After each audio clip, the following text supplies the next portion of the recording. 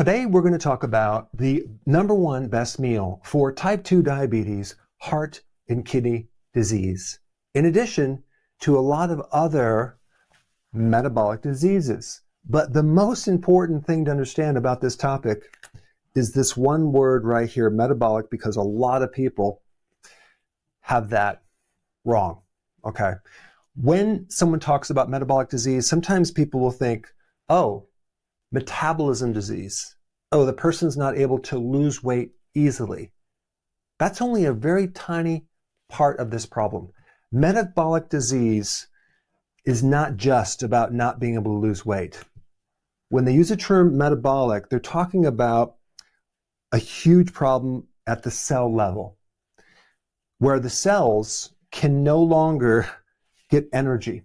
So it's energy failure at the cell level in an abundance of fuel. So it would be like this. Let's say, for example, you're in your house and you're hungry and you have all these food trucks outside your house, but someone has a padlock on the door. You can't get access to it. That's exactly what metabolic disease is. And that's what's happening in your brain cells with Alzheimer's.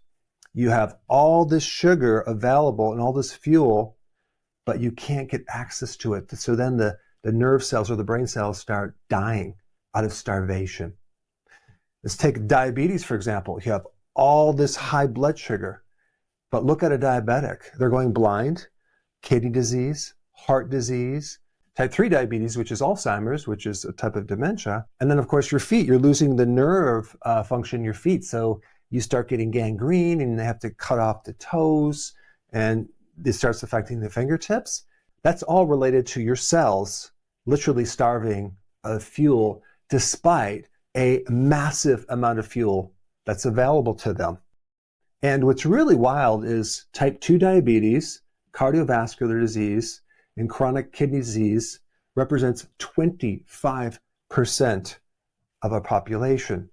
So that means 1 out of every 4 people are diagnosed with one of these. That's crazy.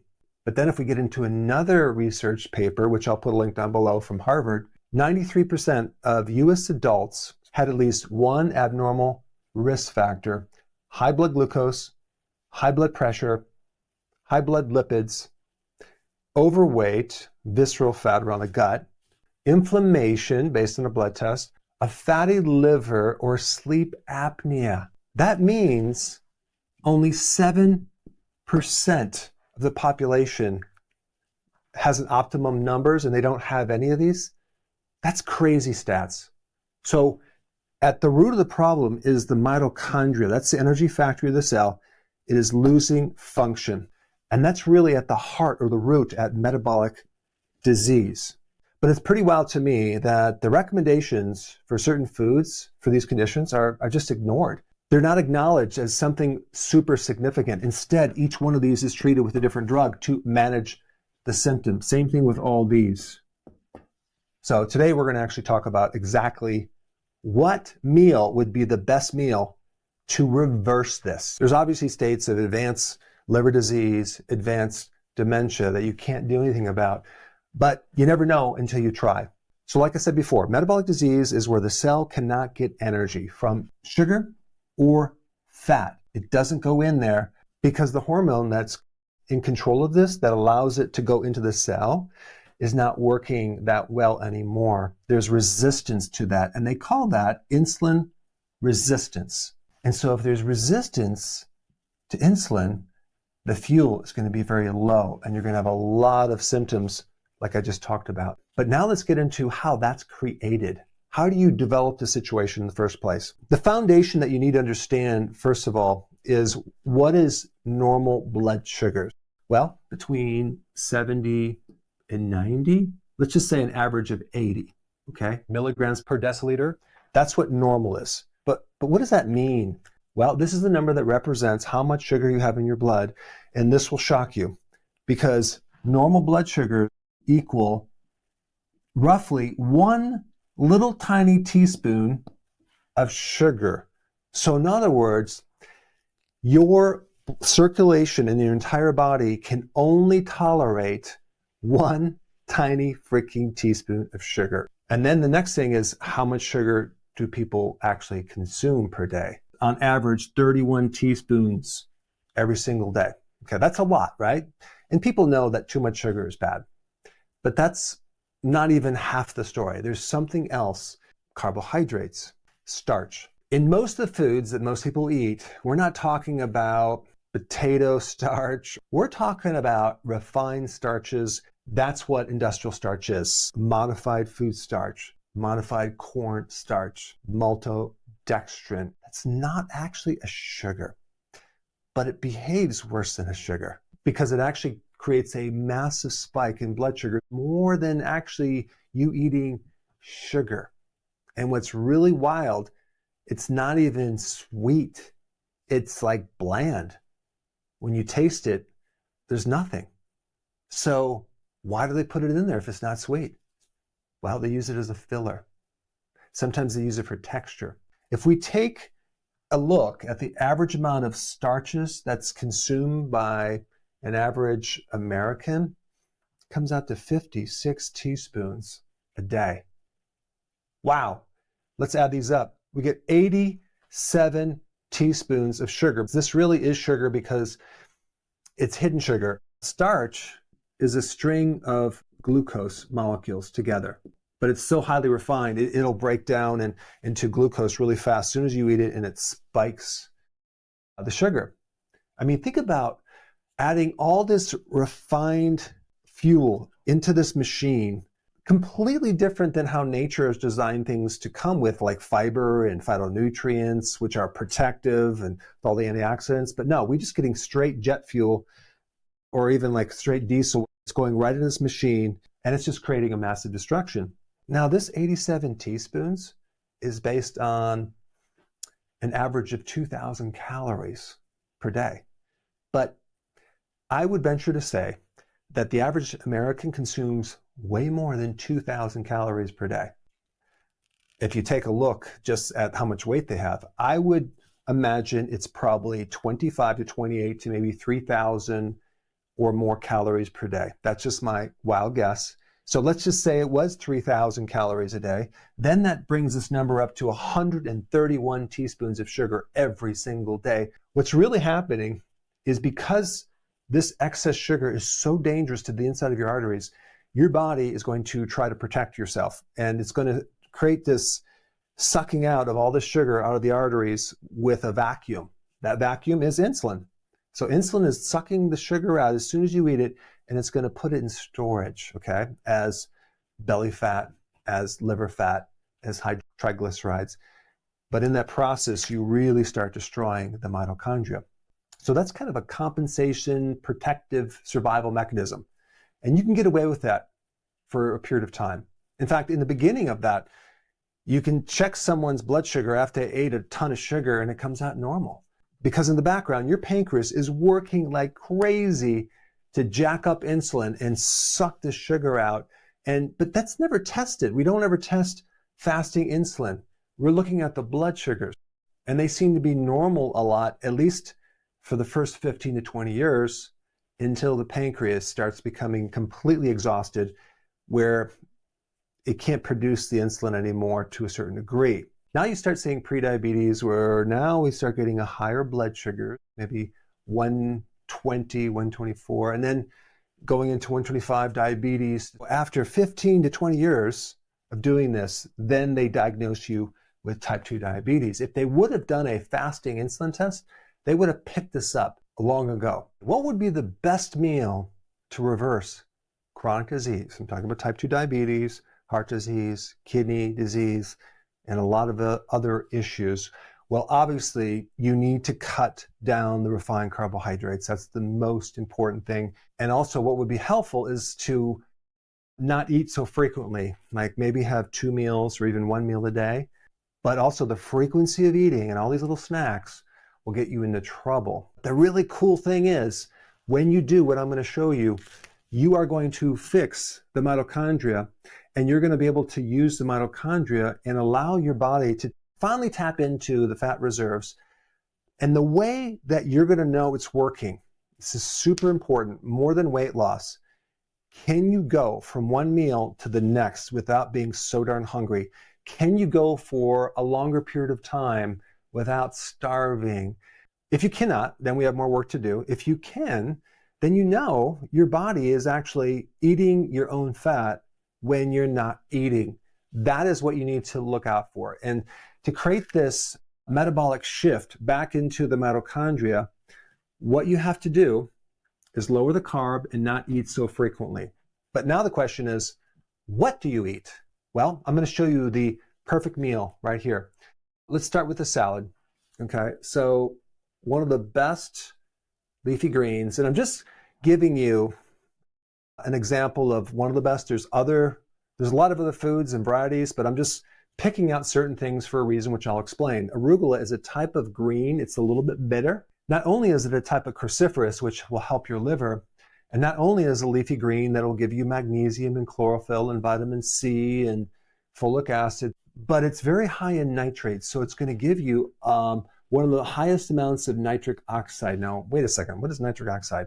Nitric oxide is usually deficient when you have high blood pressure, when you have heart disease, and nitric oxide creates more vasodilation. It creates more opening and relaxation of the arteries. And so it's really important in blood flow. And what you need to know is when you have insulin problems, this shuts down. So now we have high blood pressure. How do we correct this? What we have to do is we have to fix the insulin problem, but we also want to eat foods that can really spike this nitric oxide. It's going to help your blood pressure. It's going to help the heart. It's definitely going to help the inside of the arteries because it's a salad and it has a lot of things in there. So it's also going to help the mitochondrial efficiency because we're trying to eat for your energy factory. It's also loaded with magnesium. Magnesium is not just about your muscles relaxing. It's not just about sleeping or reducing stress. It's about creating energy. Part of the biochemical pathway of turning fuel into energy in your energy factory. So we need certain things, especially the magnesium and also potassium. Okay, and that's going to come from arugula. Now, on this little salad base, you can use balsamic vinaigrette or, better yet, apple cider vinegar. Okay, apple cider vinegar has been shown in studies to improve your blood sugar because that's what we're trying to do. We're trying to also make insulin more sensitive. Then on the salad, you want to put extra virgin olive oil, the real thing, which is loaded with polyphenols, which is plant-based chemicals that are going to go into the arteries and help support them and also help reduce blood pressure, okay, if you have that problem. You can also add some pumpkin seeds, which are a really good source of magnesium and other things. I would get the roasted ones, easier to digest. Not a lot, just a little bit on this salad. The other thing that I add on my salad is nutritional yeast. Okay, I get it unfortified because you don't want to have them add the synthetic vitamins. But nutritional yeast is one of the best sources of B vitamins. This energy factory needs B1 to work, B2 and B3 to help extract energy from the food and actually make energy. If you don't have nutritional yeast, you can also get your B1 and other B vitamins from sunflower seeds. So roasted, you can use that. So either or both. And then let's stick an avocado on there for the potassium. You get a lot of potassium. We need like 4,700 milligrams of potassium. That's a lot. Very few people get enough potassium. Potassium is a physiological tranquilizer. It's going to calm you down. It's going to bring the pulse rate down. It helps the blood pressure. It helps protect the kidney. It helps in the sodium-potassium pump to allow your nerve cells to fire and your muscles to work. So we can't forget about potassium. In addition to the balance of sodium-potassium, you can tolerate more sodium with more potassium. So when people are told to get off sodium for their blood pressure, I'd say, really? Shouldn't we just increase the potassium? Because we need both of them for everything to work. Now let's talk about the protein and the fat. Now there's some fat right here from the oils and the avocado, but we're talking about the healthy saturated fat. Now I'm going to recommend a hamburger. Now you're probably going to go, wait a second, a hamburger? I'm not talking about the bun. I'm not talking about a hamburger that you would get at the fast food restaurant. I'm talking about buying some high quality meat, grass-fed, grass-finished. Why do I say hamburger and not a steak? You could do a steak, but sometimes these steaks are pretty lean, and we want a little more fat and high quality protein. If it's grass-fed, grass-finished, that's just a little bit better. I consume a lot of hamburger, okay? Now I also do ground lamb as well, and I do fish as well, but there's something about red meat that helps this metabolic process a little bit better than fish, even though you can do fish, you can do eggs. That will work, but there's some additional things in red meat. And it's interesting because what do they tell you to avoid to get healthy? Avoid red meat. So what's unique about this red meat is it's higher in these other things, which I'm not going to get into the woods with, but carnosine, carnitine, creatine, okay? So basically what these are things to help transport fat into the mitochondria. They're things to help protect you against the damage from carbohydrates. And there's several other things that just help make the mitochondria way more efficient. And you're going to have more of these in red meat than you will in fish. Also, it has a really good bioavailable source of heme iron, which is needed. Also, zinc and other trace minerals, selenium as well, super important. It has virtually all of the B vitamins, including B12, which you need. And also, just the type of protein compared to other protein sources, it's just super high quality, bioavailable. I personally feel the best when I consume red meat than any other protein, even fish. Even though I consume fish on a regular basis, I feel a little better with the hamburger. This red meat right here is probably the number one thing to help heal the body, because in this mitochondria, if you don't get enough high quality protein, it can't work. So we need these amino acids from something high quality to help repair all the damage, to help maintain the protein in our muscles, which we have a lot of. So if you look at protein, carbs, and fats, protein is the most important thing, and this is why we want to make sure it's high quality. Let's talk about a dessert. There's a certain type of microbe, it's called L-reuteri, that is usually missing in your gut, especially if you've ever had an antibiotic, especially if you've never been breastfed, because it comes from your mother. It controls a lot of other microbes, and it keeps the wrong bacteria out of the small intestine, so it kind of balances that out. It helps with insulin sensitivity. It helps reduce the pathogens. It also helps increase one of the most powerful hormones called oxytocin, which also, by the way, helps increase your social behavior. You're going to become more social when you consume it. It's pretty wild. I've done a whole video on it. It also helps build muscle mass, and it's a microbe in your gut. So it's a very important one. And what you could do is you can grow it into higher amounts with a yogurt maker and using half and half. I also add some sugar-free dark chocolate. Dark chocolate is loaded with polyphenols that greatly help the inside of the arteries. It increases nitric oxide. It's loaded with magnesium. Now, some people are going to say, well, you don't want to consume this because it's high in oxalates. Well, one of the antidotes to calcium oxalate is increasing your magnesium, because magnesium will bind more than calcium to the oxalate and prevent the formation of that stone. So magnesium is kind of the saving the day on that. If you wanted to add a little more cinnamon, you can actually help your blood sugar a little bit more. Low carb, intermittent fasting, a lot of sun. You get infrared from the sun. Over 50% of the sun is infrared. It actually penetrates 2 inches into your skull and your body, even through your clothes, and it supports the mitochondria when you increase infrared. Okay, you can get that from the sun, but you also get vitamin D, which is also super important in reestablishing normal mitochondria. After you eat, post-meal walk. Go for a walk for 20 minutes, and you can burn off the sugar. Now, you didn't eat any sugar in this meal, right? But if you have metabolic disease, your liver has such strong insulin resistance that you're going to be making more sugar out of other things for a while. That's just what happens with diabetes. This is why people wake up in the morning with something called the dawn phenomena, where they have higher blood sugar coming from the liver.